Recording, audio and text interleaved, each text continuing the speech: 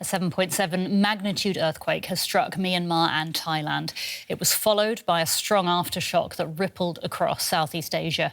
The earthquake's epicenter was in Myanmar, near the second largest city, Mandalay. The ruling military junta has declared a state of emergency. One hospital in the capital, Naypyidaw, reported 20 deaths.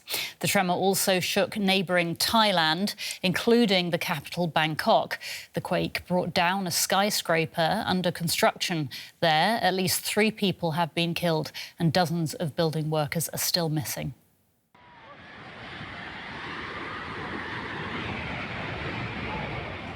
A high-rise building turned into a pile of rubble within seconds. This is how the impact of the earthquake was felt in Thailand's capital. Several construction workers were taken to hospital, but many more are feared to be trapped. Tremors after the main quake have been felt across Bangkok, sending anxious residents to the streets. At first, I didn't realize it was an earthquake, but then I saw the table shaking and the chair and computer started swaying too. I only knew for sure when I heard the sound of the cracking walls and cracking glass. Part of the ceiling even collapsed, and that's when I had to run out. I ran to my kids and we quickly took cover under the table. But it didn't stop, and it swayed even more than before. I heard things falling down from upstairs, like it were stones falling down on us. I told my kids, we can't stay here and we have to get out. The quake's epicenter was in neighboring Myanmar, near Mandalay, its second largest city. The area is prone to earthquakes, but has mostly low-rise buildings.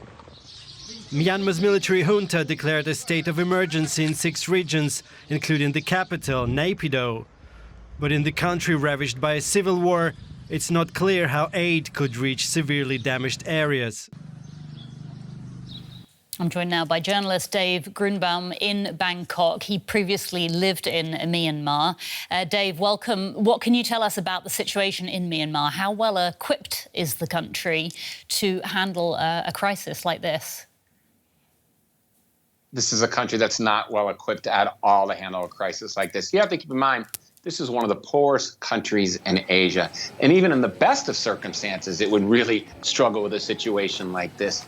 But here's the thing. On top of the fact that it's never had a strong healthcare system, never had good infrastructure, and just doesn't have the resources that a country should have when it comes to rescue and recovery efforts, throw on top of that the fact that this country has been undergoing a civil war since the military staged a coup 4 years ago. So the country is completely fractured. You've got the main cities, Mandalay, not far from the epicenter, the second biggest city in the country, Naypyidaw, the capital, and Yangon, the biggest city. They're still in the core that's controlled by the junta right now. But in other areas, you've got these different ethnic militia groups that are in charge. And really coming across the country, so much of the telecommunication system has come down that it's really slow getting information out of this country. There's a lot we just do not know. But the thing is this, the army has never been well equipped to deal with a situation like this. And now when you get to some of these areas under militia control, we don't know what the extent of the damage is there yet. Now, we have seen some video and photos coming in that show bridges that have collapsed, buildings that have collapsed, roads that have buckled. And we got reports of a mosque that's come down that's killed several people. We're getting conflicting reports on the numbers of dead coming from different local media. But the truth is, we really just don't know at this time the extent of the damage inside Myanmar. What's refreshing is that the junta leader has said that he welcomes outside help from the international community. It's great to hear that, because decades ago, when Cyclone Nargis ravaged the country and killed more than 100,000 people, a lot of those people might have been saved, but the problem was the military was resistant to outside help coming in. So now we're seeing a different change of tune, which is necessary, because they're really going to need the outside resources from the outside world, from more developed countries, to help them. We're hearing, Dave, about mass casualties at hospitals in Myanmar. You mentioned the weak healthcare system. Do we know what they're dealing with and how they're dealing with it? right? So there's a hospital in Naypyidaw where it's a 1,000-bed hospital, yet they still needed to do triage outside of the hospital right now. There's been video clips coming in where people have been coming in screaming in pain and are being treated outside while their relatives try to give them the best care that they can, where they're waiting for help from doctors because there just are not enough doctors to go around across the country right now.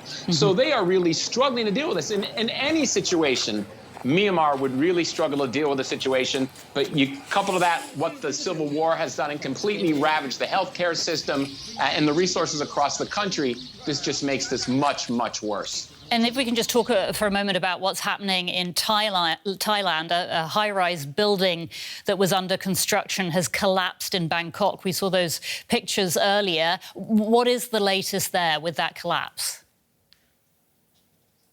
Well, right now, they've got that area lit up. Thailand is a country that is more developed and better resourced to deal with a crisis like this. They've got that area lit up right now with rescue workers searching through the rubble, trying to do anything they can.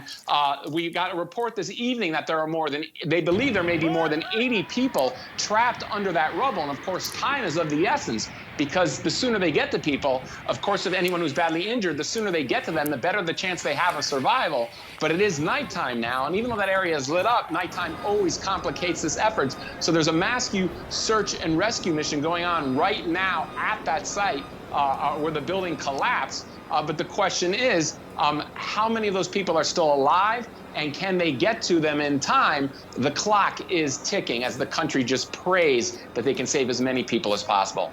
And that's just in the capital. I mean, what about in the rest of Thailand? We're hearing, for example, that all schools have now been ordered to close nationwide.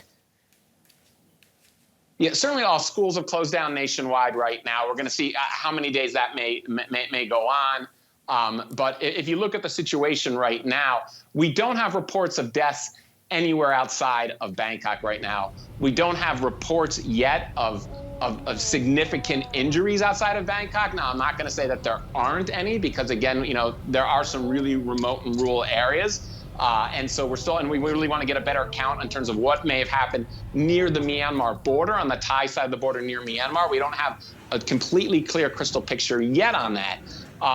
But right now, as far as we know, as far as the deaths and serious injuries, that would be here in Bangkok. But again, the situation we're dealing with here in Bangkok seems to be in a considerably smaller pocket compared to what's going on in Myanmar, with a country that is just going to absolutely struggle to deal with this. Dave Grunbaum in Bangkok. Thank you so much, Dave.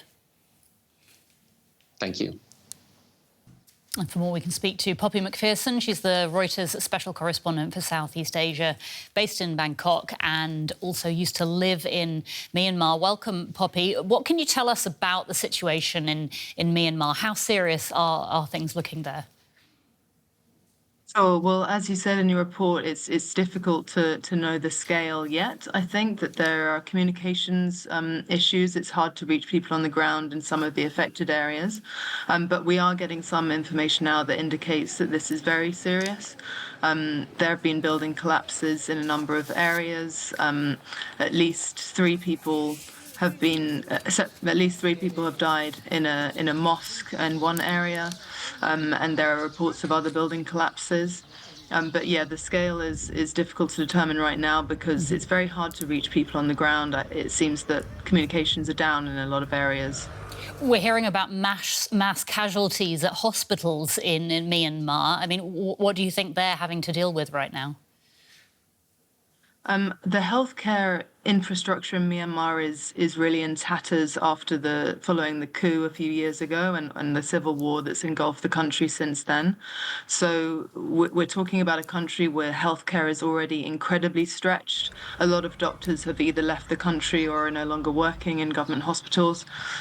So that there's really a very difficult situation for any doctors who are there, and dealing with this kind of potential mass casualty event would be very, very difficult.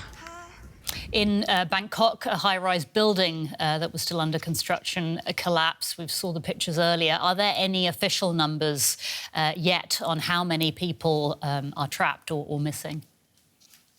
Yeah, we're just hearing now, I think in the last few minutes, from the Thai government that 81 people are believed to still be trapped, and so rescue workers are trying to free those people now. Earlier today, I think about 40, a little bit more than 40 people were rescued. But yeah, there seem to be about another 80 people still trapped underneath that rubble. And what about in the rest of the country? We're hearing that schools have been ordered to close nationwide. Yeah, well, I'm in Bangkok, and the city's kind of been brought to a standstill. The overground trains have been stopped. I think that there's disruption kind of across the country. A lot of schools were ordered children to go home. Yeah, there's been kind of mass disruption. We'll have to leave it there. But thanks so much, Poppy McPherson, Reuters special correspondent for Southeast Asia. Thank you for having me.